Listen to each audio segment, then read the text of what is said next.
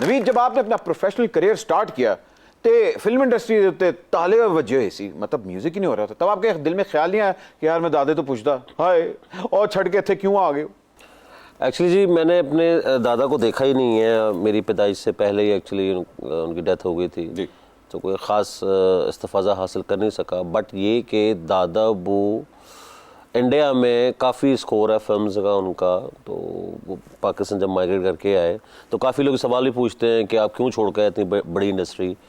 تو جسٹ کیونکہ یہ ایکچولی ہمارا ملک تھا، دادا ابو کی اور جو فیملی تھی وہ یہاں پہ آ چکی تھی، تو پھر ظاہر ہے اور دادا ابو سب سے بڑے تھے، پھر دادا ابو کو آنا پڑا یہاں پہ اپنے بہن بھائیوں کے لیے کفالت کے لیے، اور پھر ظاہر ہے جی اپنا ملک اپنا ہی ہوتا ہے. بے شک. تو یہ اس چیز کو کہتے ہیں جی اتنی بڑی انڈسٹری چھوڑ کے صرف اپنے وطن وہ اس لیے آئے، اور اس کو آپ کہتے ہیں دل پاکستان، جہاں جہاں پاکستان. واہ کیا بات.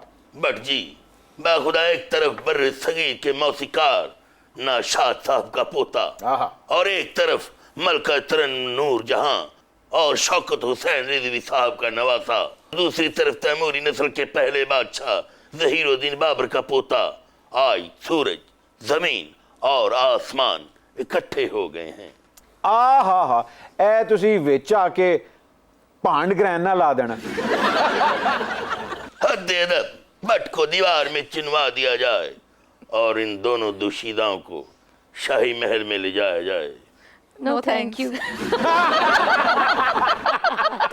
That was coordinated.